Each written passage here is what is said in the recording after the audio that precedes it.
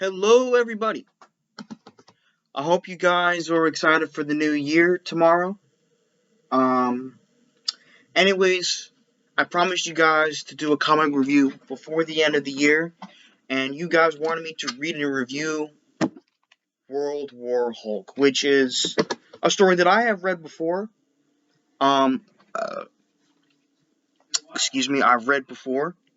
Digitally though, not in print. And personally, it is probably my favorite Incredible Hulk story arc of all time. It's a really darn good story, in my opinion. This is the sequel and follow up to Planet Hulk.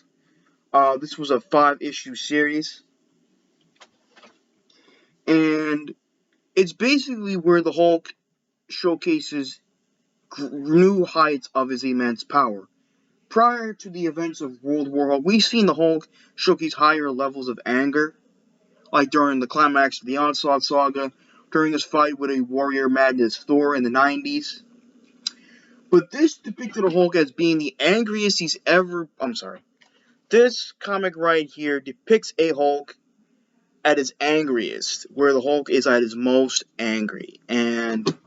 But his anger, instead of just going around destroying everything in his path, this comic introduced us to probably the most powerful incarnation of the Hulk that Bruce Banner has ever transformed into in mainstream continuity. That is the Green Scarf / World Breaker Hulk, where his anger is more focused, where he can aim his anger at a certain target he wants to, you know, fight. And yeah, I mean, we got to see the Hulk fight a Skrull imposter posing as Black Bolt. We've seen the Hulk beat up a new variant of Iron Man's Hulkbuster armor. We've seen him defeat one of his long and enduring sparring partners, Ben Grimm, with one blow. I mean, this guy, we've seen this Hulk just kick some serious ass throughout this story, and basically, what we got to saw not only an extremely powerful Hulk, but also a very intelligent Hulk. Like, he's strategic, he's cunning, he has expertise in tactics and strategy in battle, rather than just simply using brute force to defeat his opponents.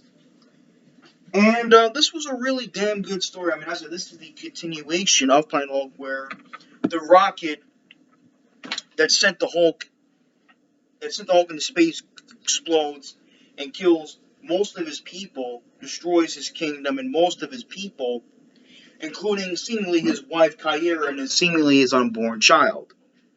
Scar, who, spoiler alert, uh, is revealed to have survived towards the end of the comic. Has shown to have survived towards the end of the comic. The artwork by John Romita Jr. in the comic is very good. I've always liked John Romita Jr.'s artwork. However, I gotta say that the cover art done by David Finch is better. Don't get me wrong, I like John Romita Jr.'s artwork. In my opinion, he's a very good artist. But the cream of the crop of this are two things. One, the writing by Greg Pak. Greg Pak does a great job in developing the Hulk as a character, showcasing not only his most powerful side, but also his intelligent side to him. And we got to see a Hulk basically say not really exact vengeance and revenge, but more exact justice. Because, we come to believe that it was the Illuminati that put a bomb inside the ship that, that would go off, destroying most of Hulk's people and his kingdom. And turns out that it was Meek, one of the Hulk's war battle, that basically put a bomb on the rocket that wanted the Hulk to, be more of a symbol of vengeance rather than a guy of peace and happiness. You know what I'm saying?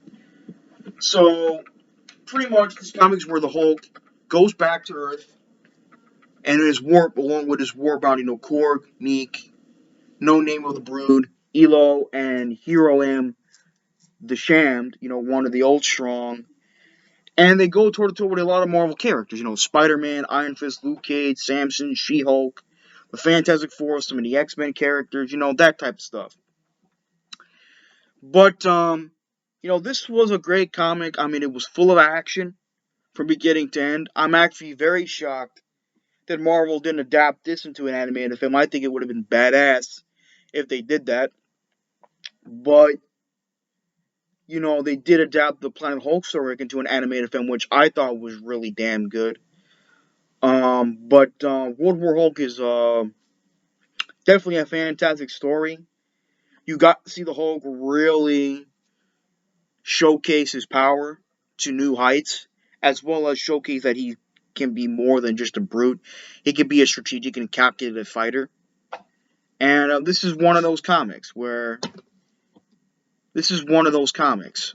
And that's one of the main things that made the Hulk a very interesting and compelling character. I had a lot of fun with this comic. I know I'm going all over the place, but the basic sum of the short, this comic is awesome. If you haven't read World War Hulk, I highly recommend it. It is easily one of the greatest Incredible Hulk comics out there. If you're a true hardcore fan of the Hulk, I highly recommend you get this book.